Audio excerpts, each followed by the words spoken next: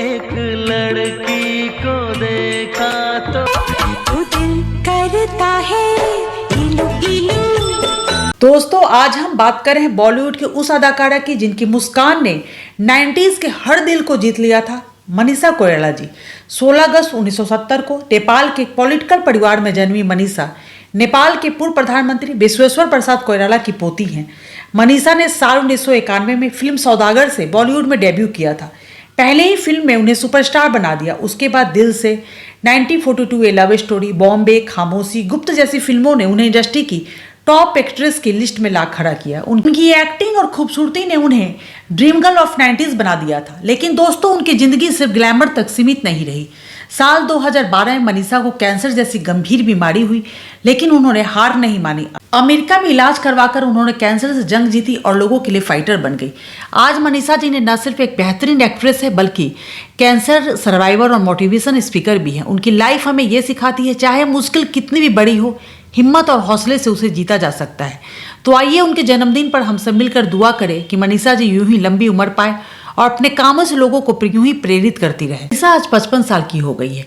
नशे ने इनका कैरियर बर्बाद किया। 12 अफेयर चर्चा में रही। कभी एक्टर बहुत बेकार कहा गया। कैंसर से जंग जीतकर बनाई नई पहचान।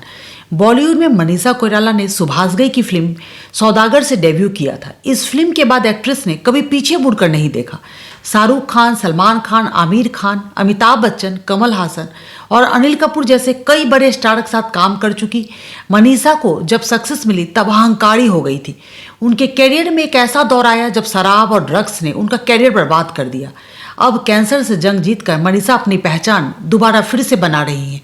नमस्कार दोस्तों, मैं हूं अंजू सिंह और आप देख रहे हैं अंजू फैक्ट चैनल। एक बार फिर से मेरे चैनल पर आप सभी का तहे दिल से स्वागत है।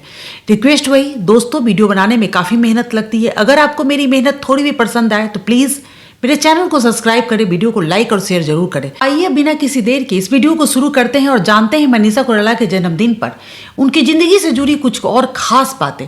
मनीषा कोइराला का जन्म 16 अगस्त 1970 को नेपाल के काठमांडू में हुआ था।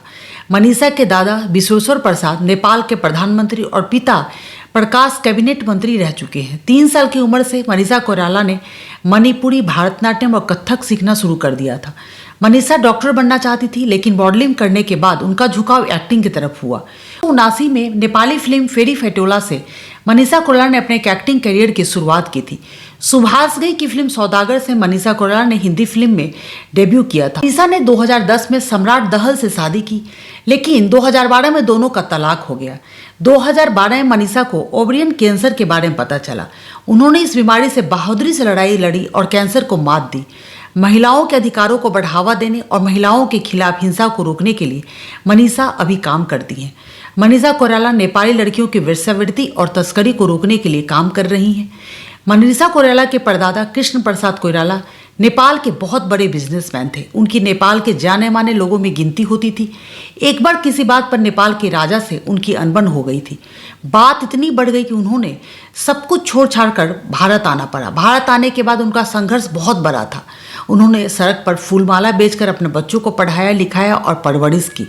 न्यूज़ 18 में छवि खबर के मुताबिक एक इंटरव्यू के दौरान मनीषा कोइराला ने बताया था कि बचपन में उनकी दादी बताया करती थी कि हम किस तरह के संघर्षों के साथ आगे आए हैं। मनीषा ने कहा था, बचपन की मेरी जो यादें ताज़ा हैं उनमें काफ़ी सारा संघर्ष और ढेर सारा स्वाभिमान है। मैं एक स्वतंत्रता सेनानी परिवार से हूँ, एक ऐसे परिवार से जिसने स्वतंत्रता के काफ़ी संघर्ष किए और यातनाएं झेली। दादी बताती थी कि मेरे दादाजी के पास सिर्फ एक जोड़ी कपड़े हुआ करती थी। दिन भर उसी कपड़े को पहनते थे। शाम को वो कपड़ा धोया जाता था। रात में दादाजी गमछे में रहते थे, फटी हुई चप्पल पहनते थे। दादी से इन्हीं बातों को सुन सुन कर बड़ी हुई हूँ। आदर्शवाद, संघर्ष, त्याग, ये सब कुछ मैंने अपने बचपन में देखा है। मनीषा कोइराला ने बनारस के बसंत कन्या महाविद्यालय से शुरुआती पढ़ाई की है। मनीषा कोइराला कहती हैं कि बचपन मेरे घर का माहौल वैसा ही था जैसा एक स्वतंत्रता सेनानी के घर का होता है। घर पर आदर्शवादी लोग, प्रोफेसर, लेखक, बुद्धिजीवी, राजनेता, चिंतक, हर तरह के लोग आते थे। हमारे घर में बस 10 से ज़्यादा लोग होते थे। पूरे घर का खर्च 3 से 5 हज़ार रुपये में चलता था। मेरा बचपन बेहद औसत और साधारण माहौल में बीता है। मनीषा कोइराला की दादी भारतनाट्यम मणिपुरी डांसर थी और माँ कथक डांसर थी। मनीषा कहती है, मेरे घर पर शास्त्रीय गीत संगीत का बहुत बड़ा माहौल था। 3 साल की उम्र से ही मैंने मणिपुरी, भारतनाट्यम, कथक सीखना शुरू कर दिया था। स्कूल में खेलकूद में बहुत मन लगता था। हम लोग बास्केटबॉल खूब खेलते थे। मैंने स्टेट लेवल पर बास्केटबॉल खेला भी है। हम लोग क्लास बंक करके बास्केटबॉल की प्रैक्टिस के लिए जाते थे। राजनीतिक परिवार से ताल्लुक़ रखने के बाद भी मनीषा कोइराला के घर पर खाने पीने का अच्छा माहौल नहीं था। मनीषा ने बताया था, मेरे मुकाबले मेरे दोस्तों के टिफ़िन बहुत अच्छे थे। मेरे टिफ़िन में बहुत बड़ा बोरिंग खाना होता था, जबकि दोस्तों की माँ रोटी, अचार, सब्जियाँ देती थी। मैं स्कूल जाने के बाद से इंटरवल का इंतजार करने लगती थी। जैसे ही इंटरवल होता था, मैं दोस्तों का टिफ़िन खाती थी। इसके बाद की पढ़ाई के लिए मनीषा कोइराला दिल्ली आ गई थी। दिल्ली में उनका एडमिशन धोला कुआं के कार्मी पब्लिक स्कूल में हुआ। उस वक्त वो डॉक्टर बनना चाहती थी। मनीषा कोइराला ने कहा था कि स्कूल की पढ़ाई में मेरा ध्यान कम ही रहता था। मैं हमेशा किसी सोच में खोई रहती थी, लेकिन अगर कोई मुझे चैलेंज करता था तो मैं अपनी पूरी जान लगाकर उसको गलत साबित कर देती थी। स्कूल में किसी ने मुझे चिढ़ाया कि तुम्हारी साइंस बहुत कमज़ोर है, तो तुम डॉक्टर नहीं बन सकती हो। यह बात हर वक्त मेरे दिमाग में घूमती रहती थी। मैंने दिन रात एक कर दिया और नतीजा ये हुआ कि उस बार साइंस मेरे सबसे ज़्यादा नंबर आए थे। मनीषा कोइराला ने जेब खर्च के लिए मॉडलिंग करना शुरू किया। उसी दौरान उनकी एक्टिंग की तरफ झुकाव हुआ। 1979 में नेपाली फिल्म फेरी फटोला से मनीषा कोइराला ने अपने करियर की शुरुआत की थी। बॉलीवुड में एक्ट्रेस ने सुभाष घई की फिल्म सौदागर से डेब्यू किया था। हालांकि इससे पहले शेखर कपूर ने उन्हें अपनी फिल्म के लिए साइन कर लिया था, लेकिन वह फिल्म बनी ही नहीं। इसके बाद बोनी कपूर ने वादा किया था वो मनीषा को अपनी फिल्म प्रेम में संजय कपूर के साथ कास्ट करेंगे। इससे पहले कि तब्बू को अप्रोच कर दिया गया था, लेकिन उन्होंने फिल्म में काम करने से मना कर दिया। बाद में तब्बू फिल्म में काम करने के लिए राजी हो गई थी और यह फिल्म मनीषा के हाथ से निकल गई। हालांकि यह फिल्म सौदागर के 4 साल के बाद रिलीज हुई थी। मनीषा की कुछ चर्चित फिल्में हैं।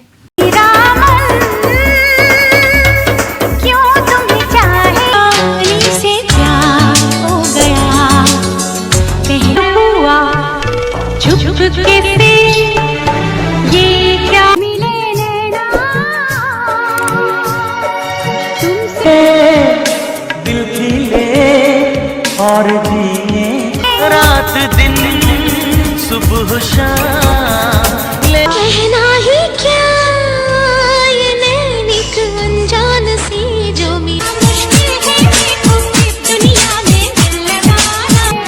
ओ पिया प्यार क्यों इतना कभी तो भी कभी आवाज़ सुभाष घई की फिल्म सौदागर के बाद मनीषा कोइराला ने फिर कभी पीछे मुड़कर नहीं देखा। इस फिल्म के बाद उनके खाते में कई फिल्में आ गई, जिनमें से कुछ फिल्में सफल नहीं हुई। 1942 लव स्टोरी, मनीषा ने इसमें अंग्रेजों के खिलाफ बगावत करने वाली युवती रज्जो का किरदार निभाया था। हालांकि मनीषा इस फिल्म के लिए जब विधु विनोद चोपड़ा से मिली तो ऑडिशन देखने के बाद उन्होंने उसे रिजेक्ट कर दिया था, ये बोलकर कि ये बहुत खराब एक्ट्रेस है। इस बात का जिक्र मनीषा कोइराला ने अपने किताब पे की है। एक्ट्रेस ने इस घटना के बारे में लिखा, मुझे फिल्म 1942 लव स्टोरी के लिए दिया गया अपना स्क्रीन टेस्ट याद है।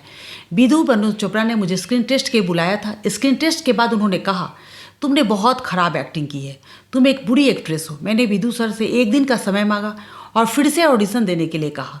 उन्होंने मेरी बात मान ली। मैं घर गई और अपने डायलॉग की लगातार प्रैक्टिस करती रही। उसके बाद जो ऑडिशन दिया तब विधु सर ने कहा, ऐसे ही रोज मेहनत करती रहो। धीरे धीरे मनीषा कोइराला सफलता की सीढ़ियां चढ़ती जा रही थी। तभी एक वक्त ऐसा भी आया जब वो बहुत अहंकारी हो गई। उनको बहुत घमंड चढ़ गया था। एक्ट्रेस ने पिंकवाला से बातचीत के दौरान कहा था, मुझे ऐसा लगा जैसे मैं थोड़ी अहंकारी हो गई हूँ। जब बिना मेहनत के जल्दी सफलता मिलती है तो इस तरह का बदलाव होता है। मुझे लगता है ये सब चीज़ें आपको थोड़ा अहंकारी बना देती है। लगने लगा था कि दुनिया आपके इधर गिर्द घूमती है, लेकिन वास्तव में वैसी नहीं हूँ। जैसे जैसे आप मैच्योर होते हैं, ज़िंदगी में आगे बढ़ते हैं, आपको इसका एहसास होता है। उस समय मुझे ऐसा महसूस हुआ जैसे मैं पूरे यूनिवर्स का सेंटर हूँ। मैंने जो गलतियाँ की जिसका मुझे आज पछतावा है, लेकिन मुझे नहीं लगता मैंने कोई बड़ी गलतियाँ की थी। एक बार मनीषा कोइराला ने बताया था कि मैंने कुछ गलतियाँ की जिनका मुझे आज भी पछतावा है, लेकिन मुझे नहीं लगता मैंने कोई बड़ी गलती की है। अगर मैंने ज़िंदगी में कोई गलती की है तो मैंने अपने लिए की है। हाँ, हो सकता है कि मैंने किसी और को ठेस पहुंचाई हो, लेकिन मुझे ये याद नहीं है। जब मनीषा कोइराला अपने कैरियर की पीक पर थी तब उनका नाम कथित रूप से करीब 12 लोगों के संग जोड़ा गया था।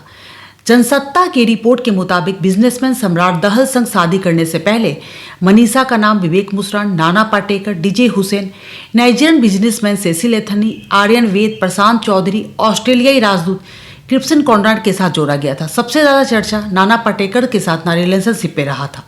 मनीषा कोइराला ने बिजनेसमैन सम्राट से 2010 में शादी की थी। यह शादी ज़्यादा दिनों तक नहीं चली, दोनों के बीच 2012 में तलाक हो गया। तब से मनीषा अकेले लाइफ जी रही है और ड्रग्स की लत ने कैरियर कर दिया था इनका बर्बाद। कई बेहतरीन फिल्म देने के बाद एक वक्त ऐसा भी आया जब मनीषा कोइराला का कैरियर ढलान पर जाने लगा।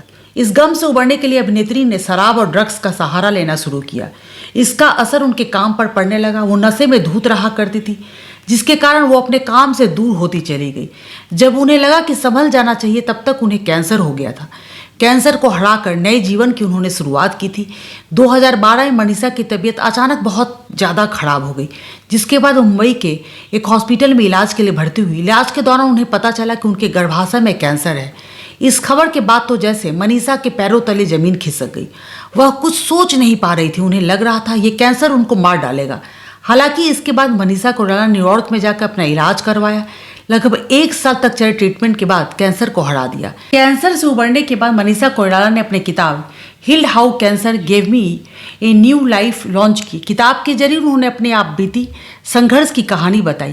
कैंसर से पीड़ित होने के बाद मनीषा ने फिल्मों से दूरी बना ली थी। उन्होंने 2017 में फिल्म डियर माया से बॉलीवुड में वापसी की थी। इसके बाद संजय दत्त की बायोपिक संजू में नरगिस दत्त की भूमिका में नजर आई थी। लेकिन सबसे ज़्यादा चर्चा उनकी पिछले साल release web series Heera Mandi को लेकर हुई। इस सीरीज में मनीषा की रोल की काफ़ी तारीफ हुई थी। दोस्तों, कहते हैं शोहरत इंसान को आसमान तक ले जाती है, लेकिन अगर जब पैर जमीन पर न रहे तो वही शोहरत इंसान को गिरा भी देती है। ऐसा ही कुछ हुआ बॉलीवुड की खूबसूरत अदाकारा मनीषा कोइराला के साथ। 90s में उनका कैरियर बुलंदी पर था।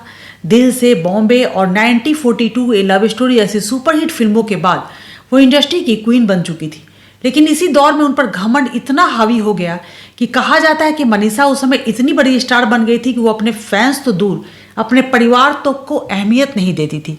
इस घमंड में उन्होंने कई गलत फैसले लिए, गलत फिल्मों को साइन किया, अच्छे डायरेक्टर और प्रोड्यूसर से रिश्ते बिगाड़ लिए और तो और उनकी निजी जिंदगी की गलतियां भी उनके कैरियर पर भारी पड़ गई।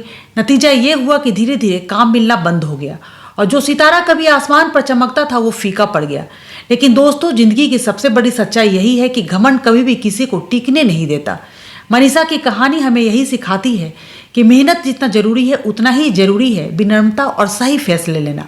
और हाँ दोस्तों, अगर आपको बॉलीवुड से जुड़े ऐसे ही अनसुने और सच्चे किस्से सुनना पसंद है तो हमारे चैनल रंजू फैक्ट को जरूर फॉलो कीजिएगा, क्योंकि यहाँ आपको मिलती है बॉलीवुड की असली कहानियाँ, वो भी मसालेदार अंदाज में।